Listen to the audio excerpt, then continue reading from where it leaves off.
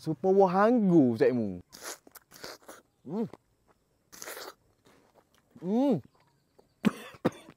Okey, assalamualaikum saya mu. Hari ni habis mari pula rumah habis-habis nak mari tera belimbing bulu saya mu. Lobak molek habis tengok. Let's jom kita tengok. Jom. Mai.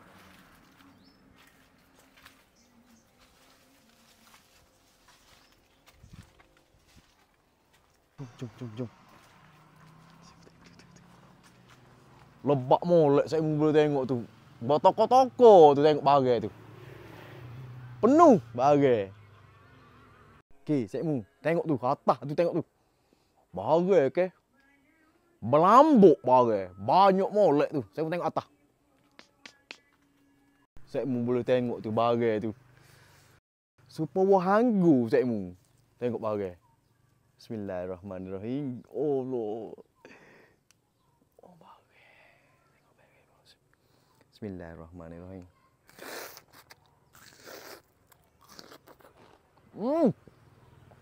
Wow. Ujung-ujung tu dia ada rasa manis saya mu. Sedap saya mu. Tengok molek. Feeling supaya makan hanggu gitu tengok. Oh, molek kejadian dia tu kan.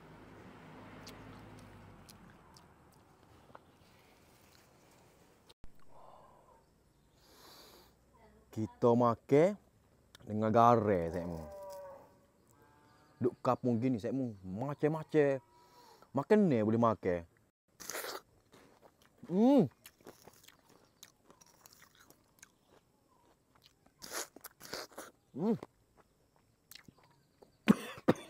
Mecik air dia saya mu. Nak katanya juicy molek dah ah.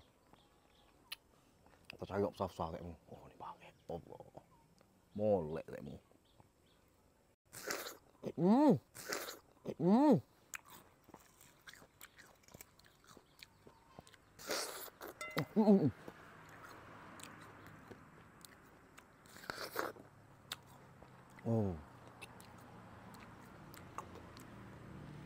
Makan fresh ke?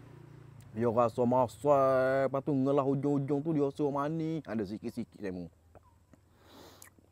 Memang jadi saya mu.